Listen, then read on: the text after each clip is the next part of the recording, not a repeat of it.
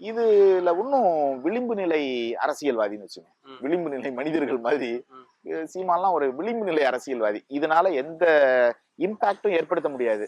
அவங்கவுங்க சர்வைவலுக்கு ஒரு ஆயுள் பூரா விளையாடிட்டு இருக்கலாம். சமகால அரசியலை வந்து சாரு எப்படி பாக்குறாரு? முந்தி பேசும்பொழுது திராவிட இயக்கங்களோட வீழ்ச்சி எழுச்சி பத்தி இன்னும் பதிவு பண்ணல அப்படின்ற பட்சத்துல திராவிட கட்சிகள் மேல சாரு என்ன குற்றச்சாட்டு ஒரு 3 முக்கியமான குற்றச்சாட்டுகள்லாம் என்ன வைக்கிறாரு?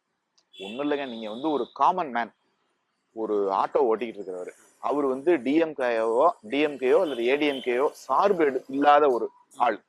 இன்னைக்கு எத்தனை கோடி வாக்காளர்கள் இருக்காங்களோ அத்தனை வாக்காளர்கள்ல நீங்க வந்து திமுக அதிமுக உறுப்பினர்களை தவிர மத்த எந்த ஆளையும் நான் வந்து காமன் மேன் நம்ம எடுத்துக்கோம்.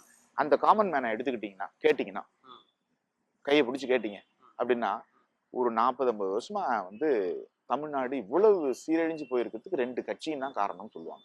மாத்தி மாத்தி மாத்தி மாத்தி எம்ஜிஆர் பீரியட் ஒரு தீவு மாதிரி தனியா அவரோட காலகட்டத்துல அதிகமா வந்து மக்களுக்கு செஞ்சாரு. அதனாலதான் தொடர்ந்து அவர் வந்து இருக்க முடிஞ்சது இல்லையா? அப்படி பார்க்கும் போது அண்ணாதுரை, எம்ஜிஆர் இவங்களை வந்து நல்ல சிஎம்னு சொல்லலாம் அப்படின்னு ஆய்வாளர்கள் சொல்றாங்க. இன்னைக்கு இவங்களை விட்டா அவங்கள விட்டா இவங்கன்னு இப்ப வந்து ஒரு வேக்கும் தான் இருக்கு, ஒரு வெற்றிடம். எனக்கு திமுகவும் வேணாம், அதிமுகவும் வேணாம் அப்படிங்கிற மாதிரிதான் ஒரு காமன் மேன் இன்னைக்கு நினைக்கிறான். அப்ப எதிர்கட்சிகளா இருக்கிற வேற உதிரி கட்சிகள், வைகோ இருக்காரு, விஜயகாந்த் இருக்காரு, டாக்டர் ராமதாஸ் இருக்காரு, இப்படி இவங்க எல்லாமே ஒற்றுமை இல்லாம ஒரு 3வது அணி ஒன்று திரட்டி இவர் தான் முதலமைச்சர் அப்படின்னு ஒரு கன்சென்சஸ் வந்து அதுக்குள்ளேயே வந்து இவரு நான் தான் முதலமைச்சர்ங்கிறாரு, அவரு என் பையன் தான் முதலமைச்சருங்கிறாரு. இதுல வந்து எங்களுக்கு என்ன ஆயிடுதுன்னா ஒரு இது வரைக்கும் நான் வந்து எலெக்ஷன் ப்ரெடிக்ஷன்ல இந்த கட்சி இத்தனை சீட் வரும் அப்படின்னு இது வரைக்கும் சொல்லியிருக்கேன். ஆனா இந்த எலெக்ஷன்ல தான் என்ன ஆகும்னே தெரியல. போன வாட்டி வந்து திமுக தோல்வி அடையும். அது மட்டும் இல்ல, இத்தனை சீட்டுக்குள்ள வரும், 25 சீட்டுக்குள்ள வரும்னு சொன்ன ஒரே ஆள் நான் தான். 22 சீட்டு வந்துச்சு. சோ அப்படி அக்யூரேட்டா சொல்ல 3வது அணிக்கான ஒரு ஸ்பேஸ் இருக்குன்னும் பொழுது மக்கள் நல கூட்டணி பத்தி சாரு என்ன நினைக்கிறாரு? அதான் சொல்றேன், அவங்களுக்குள்ள ஒரு கன்சென்சஸ் வரணும், ஒற்றுமை வரணும், இவருதான் முதலமைச்சர்னு சொல்லணும், நிதானம் வேணும். ஏன்னா இன்னைக்கு வெற்றிடம் இருக்கு. நீங்க எந்த சராசரி மனிதனை கேட்டாலும் சரி, என்னன்னாங்க ரோடு கிடையாது, ஒரு ஆதாரமான ஒரு எனக்கு உடம்பு சரியில்லை, ஒரு காமன் மேன் சொல்றான், ஒரு ஹார்ட்ல ஒரு பிரச்சனை அப்படின்னா பெரிய 4 லட்சம் ரூபாய் கொடுத்துட்டு அப்பல்லோவுக்கும் அங்கேயும் இங்கேயும் போக வேண்டியிருக்குல்ல. மினிஸ்டர்ஸ் பெரிய மனிதர்கள்லாம் அப்பல்லோ தானே போறாங்க. நீங்க ராயப்பேட்டா ஹாஸ்பிட்டல், கவர்மெண்ட் ஹாஸ்பிட்டல் போய் அவ்வளவு ஒரு வசதியை நீங்க பெற முடியுமா? கம்யூனிஸ்ட் ஐடியாலஜியோட சாரு பேசுறதுனால கம்யூனிஸ்ட் அல்ல, இது பேர் கம்யூனிஸ்டமே கிடையாது. வலதுசாரி ஆட்சி அரசாங்கங்கள் கூட, வெளிநாடுகள்ல வலதுசாரி நாடுகள் கூட இந்த சுகாதாரம், அதாவது வந்து ஹெல்த் எஜுகேஷன் ரெண்டையும் வந்து ஒரு ஆதாரமா வந்து கவர்மெண்ட் தான் கொடுத்துக்கிட்டு இருக்கு. இப்ப நான் என்ன சொல்றேன், எதுவுமே இங்க இல்ல, ரோடு கிடையாது, படிப்பு கிடையாது. ஆனா வந்து நீங்க வந்து ஒரு 100 ரூபாயும் ஒரு கரும்பும் கொடுக்குறோம்னா ரேஷன் கடையில பாவப்பட்ட மக்கள் வந்து 500 பேர் நின்றுட்டு இருக்காங்க காலையில 7 மணில இருந்து, வெறும் 100 ரூபாய்க்கும் ஒரு வேஷ்டி சட்டைக்காக. கொடுமை இல்லையா? மக்களை பிச்சைக்காரர்கள் ஆக்குறதுங்கிறது இது 2 கட்சியுமே பண்ணுதுங்கிறேன். அதுதான் இப்போ சாரு, இப்போ ஒரு இடதுசாரிக்கான ஒரு தேவை இருக்கு அப்படின்னு. இடதுசாரிகள் மேல எனக்கு நம்பிக்கை இல்லை. ஏன்னா இது என்ன சாதிச்சிருக்காங்க உலக அளவுல வந்து, இடதுசாரிகள் வந்து இங்க எமர்ஜென்சி வந்த மாதிரியான ஒரு சர்வாதிகாரத்தையும் கொண்டு வந்துருவாங்கங்கிற ஒரு பயம் இருக்கு கம்யூனிஸ்ட். ஏன்னா ஐரோப்பிய நாடுகள்ல கம்யூனிசம் வந்துச்சு, டிக்டேட்டர்ஷிப் தான், டொட்டாலிட்டேரியன், ஒரு வலுவான ஒரு அரசாங்கம். உங்க வீட்டுக்குள்ள நீங்க உங்களோட பெட்ரூம்குள்ள என்ன யோசிக்கிறீங்கிறத கூட வந்து ஒரு இடம் வச்சு ஸ்டாலின் மட்டும் இல்ல, எல்லா நாடுகள்லயும், போலந்து, செக்கோஸ்லோவேக்கியா, அங்க இந்தியா, ரஷ்யா, எல்லா இடத்துலயும், கியூபா உட்பட தென் அமெரிக்க நாடா இருந்தாலும் கூட. அப்ப அப்படி வருது. இங்கேயும் வந்து இன்னைக்கு வந்து இடதுசாரி, இப்ப மேற்கு ஐரோப்பிய நாடுகளை ஒரு உதாரணமா எடுத்துக்கலாம். எல்லா இடதுசாரி கொள்கைகளையும் எடுத்துக்கிட்டு அவங்க இந்த பேரே சொல்லாம நல்லபடியா ஒரு வெல்ஃபேர் ஸ்டேட்டா ஆள்றாங்க. கல்வி, சுகாதாரம், அவங்களோட ஹெல்த், மத்த இது அடிப்படை தேவைகள். தண்ணி. இப்ப இன்னைக்கு அமர்த்தியாசன் சொல்லியிருக்காரு, இந்த இலவசம் இதெல்லாம் வந்து ஒழிச்சிடணும்.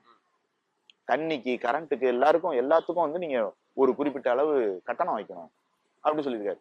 அப்பதான் நீங்க வந்து அவங்களோட வாழ்க்கையை மேம்படுத்துறதுக்கான ஒரு ஒண்ணு இல்லைங்க, ஒரு ஒரு மீனை கொடுத்துக்கிட்டு இருக்கிறத தவிர கொடுக்கறத விட வலைய கொடுக்கறது எவ்வளவு நல்லது இல்லையா? கற்றுக் கொடுக்கறது நல்லது இல்லையா? அது மாதிரி உங்களுக்கு இலவசங்களை கொடுத்து நான் ஒரு 2000 ரூபாய் 3000 ரூபாய் வாங்குற ஒரு துப்புரவு தொழிலாளின்னு வச்சுங்க. எனக்கு வந்து இலவசமா கொடுக்க என் பிள்ளையும் துப்புரவு தொழிலாளியா தான் மாறுது. அதை விட என்கிட்ட இருந்து கட்டணம் வாங்கிங்க மின்சாரத்துக்கு. தமிழக அரசு கொடுக்கிற இலவசங்கள் வந்து சாருக்கு ஒப்புதல் இல்லை. சாருக்கு இல்ல, அமர்த்தியாசன் இன்னைக்கு வந்து சொல்லியிருக்காரு. அதுதான் சொல்றேன், பொருளாதார நிபுணர்கள் சொல்றதுதான் நம்ம வந்து கேட்கணும். அதுவும் அமர்த்தியாசன் இன்னைக்கு உலக அளவுல மிகப்பெரிய ஒரு ஒரு ரிஃபார்மர்.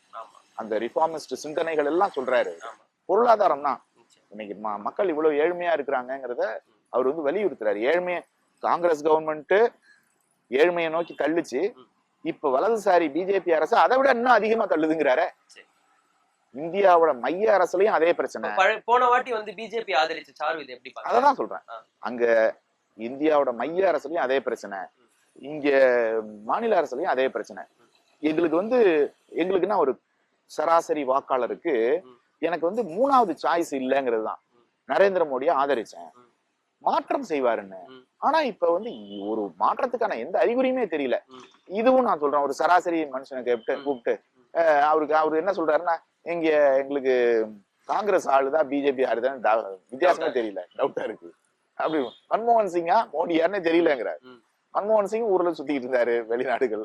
மோடியும் வெளிநாடுகள் போயிட்டு இருக்காரு. பரபரப்பா வந்து ஜல்லிக்கட்டு பத்தி பேச்சு வந்து ஓடிக்கிட்டு நடந்துட்டு இருக்காங்க. ஜல்லிக்கட்டை வந்து சாரு எப்படி பாக்குறாரு? ஜல்லிக்கட்டு தேவையில்லை, இது வந்து மிருகவதை, இல்லை இது வந்து தமிழ் பண்பாட்டை காப்பாற்றும் செயல், இப்படி பலதரப்பட்ட பேச்சுகள் ஓடிட்டு இருக்கும் பொழுது சாரு இதை வந்து எப்படி பாக்குறாரு? நான் வந்து ஜல்லிக்கட்டுக்கு ரொம்ப கடுமையா எதிர்க்கிற ஒரு ஆளு. ஏன்னா எந்த மிருகத்தையும் நம்ம அனாவசியமா துன்புறுத்தக்கூடாது, வதைக்க கூடாதுங்கிறது என்னோட கருத்து. நான் ஒரு அனிமல் ஆக்டிவிஸ்ட். உணவுக்காக நீங்க வந்து அதை அடிக்கிறீங்க, சாப்பிடுறீங்கன்னா அதுல எனக்கு எந்த ஆட்சேபனையும் இங்க கிடையாது. இன்னொருத்தரோட உணவு போய் நம்ம வந்து கை வைக்க கூடாது, அது ஒன்றும் தப்பு இல்லை. ஆனா ஒரு மிருகத்தை, வாயில்லா ஜீவனை, அதுக்கு டிஃபென்ஸே கிடையாது. அதிகாரத்துல இருக்கிறது நீங்க தான், மனிதர்கள் தான். நம்ம மனிதர்கள் அதிகாரத்துல இருக்கிறதுனாலயே அதை வந்து ஒரு விரட்டி விட்டு ஒரு 100-150 பேர் அதை மிரட்சி கொள்ள வச்சு அதை துரத்தி அது வந்து மிரண்டு போய் உங்க வயிற்று குடலை உருவி, இதெல்லாம் வந்து எனக்கு ரொம்ப ஆதி காலத்துக்கு மனிதனா ஓகே, இது நம்மளுடைய வீர விளையாட்டு அப்படிங்கிறீங்க. நான் என்ன சொல்றேன், ஒரு 100 வருஷத்துக்கு முன்னால கணவர் இறந்து போயிட்டா மனைவியும் அந்த தீயில இறங்கி உடன்கட்டை ஏறுறது சத்தின்னு சொல்லுவாங்க. அதை வச்சுக்கலாமா? அப்போ அதுவும் நம்ம பண்பாடா தான் இருக்குது. நிறைய இதிகாசங்கள்ல இருக்கு, நம்ம இலக்கியங்கள்ல இருக்கு, எவ்வளவோ இருக்கு. அதையும் நம்ம எடுத்துக்கலாமா? என்னோட கணவர் இறந்து போயிட்டா நான் வந்து மொட்டை அடிச்சுக்கிட்டு காதல எல்லாம் இது பண்ணிட்டு உப்பு சாப்பிடாம இது பண்ணி அப்படியே, அது எப்ப இறந்துட்டாருன்னா எனக்கு 16 வயசு இல்ல 13 வயசு, இன்னும் நான் அவரை தொட கூட இல்லை, அப்பவே கணவர் இறந்துட்டாரு. அப்ப நான் 13 வயசுல இருந்து 90 வயசு வரைக்கும் கைம்பெண்ணாவே இருக்கணுமா? இதெல்லாம் நம்ம பண்பாடு தான், முன்னாடி இருந்தது தான். அவர் இறந்ததுமே அவரோட குழியில கட்டி தள்ளிடுவாங்க தீயில. அப்போ வந்து இதுல ஓலைச்சுவடியில எழுதிட்டு இருந்தோம், இப்ப ஓலைச்சுவடியில எழுதிக்கலாமா? கம்ப்யூட்டரை யாருக்கும் வேணாமா? இன்னைக்கு வந்து காலம் எப்படியோ மாறிக்கிட்டு இருக்கு. இப்ப அந்த காலத்துல அது கரெக்ட், தப்பே இல்லை, அது வீர விளையாட்டு தான். அப்போ இன்னைக்கு அது உடன்பாடானதே கிடையாது. இன்னைக்கு நம்ம வளர்ந்துருக்கோம். அதனால அந்த காலத்துல இருந்தது அப்ப இருந்ததெல்லாம் நம்ம இப்ப வச்சுக்கவே முடியாது. அப்ப வந்து 5 வயசுல குழந்தைக்கு கல்யாணம் பண்ணீங்க, நீங்க பண்ணுவீங்களா? பார்வையாளர்கள் நீங்க யாராவது பண்ணுவாங்களா? அப்போ இதுல இருக்கிற வீரம் அப்படின்னா என்னங்க? வீரம்னா என்ன தெரியுமா? துப்பாக்கி வந்து உங்க நெத்தியில வச்சாலும் நான் உண்மையைத்தான் சொல்லுவேன், நான் நம்புவதைத்தான் சொல்லுவேன் அப்படின்னு சொல்றது பேரு தான் வீரம். தடியால் அடிப்பான், லத்தியால் அடிச்சு கொல்லுவான், உயிர் பொழைக்குமான்னு தெரியாது, இருந்தும் சுதந்திர போராட்டத்துக்கு போனாங்கல்ல, அது வந்து வீரம். ஒரு தடவை போய் ஜெயிலுக்கு போயிட்டு வந்துருவாங்க, கை காலு உடஞ்சு போயிடும், ஜெயில இருந்து வந்துருவாங்க. காந்தி வந்து மகாத்மா காந்தி மறுபடியும் ஒரு சத்தியாகிரகத்தை அறிவிப்பாரு, மறுபடியும் போவான். மண்டை உடைஞ்சு ஏற்கனவே மண்டை உடைஞ்சு ஜெயில போய் படிப்பை விட்டுட்டு அது பேரு தான் வீரம். அஹிம்சை தான் வீரம்னு சொல்றீங்க. தியாகம் தான் வீரம். வீரம்னா அந்த துப்பாக்கி, பிரிட்டிஷ்காரனோட துப்பாக்கி அப்படி நிக்கும் போது அடி என்ன, கையில ஆயுதமே இல்லாம ஆயுதத்தை தூக்குறது வந்து வீரமே கிடையாது. ஆயுதத்தை தூக்குறது கோழைத்தனம். கோழைகள் தான் ஆயுதத்தை தூக்குவாங்க. அதனால இத வீர விளையாட்டுன்னு சொல்லக்கூடாது. மட்டும் இல்லாம இன்னைக்கு சினிமாவிலேயே வந்து நம்ம பாக்குறோம், குதிரைகளையோ பூனைகளையோ நாய்களையோ நாங்க வந்து துன்புறுத்தல கிராபிக்ஸ் அப்படின்னு போடுறாங்கல்ல. அப்ப அதுக்கு மட்டும் ஒரு சட்டம், இதுக்கு மட்டும் ஒரு சட்டம், பண்பாடுன்னு சொல்லிட்டு கலாச்சாரம் சொல்லிட்டு அப்படிலாம் இருக்கக்கூடாது. இல்ல எல்லாத்தையும் சினிமாக்காரங்களுக்கும் திறந்து விட்டுருங்க. அவங்க ஒரு 1000 குதிரையை கொல்லட்டும்.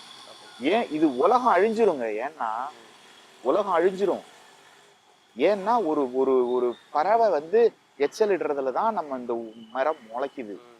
நம்ம பாட்டுக்கு பறவையை சுட்டுக்கிட்டு இருந்தோம்னா பறவையை சுட்டோம், புலியை சுட்டோம், எத்தனையோ விலங்குகளை இப்ப வேட்டையாடுறத வந்து நம்ம தடை பண்ணி வச்சிருக்கோம்ல. அப்போ இந்த ஈகோ பேலன்ஸை வந்து நம்ம சரியா வச்சுக்கணும்னா, சுனாமி வராம இருக்கணும், வெள்ளம் வராம இருக்கணும்னா மிருகங்களை நம்ம வதைக்க கூடாது.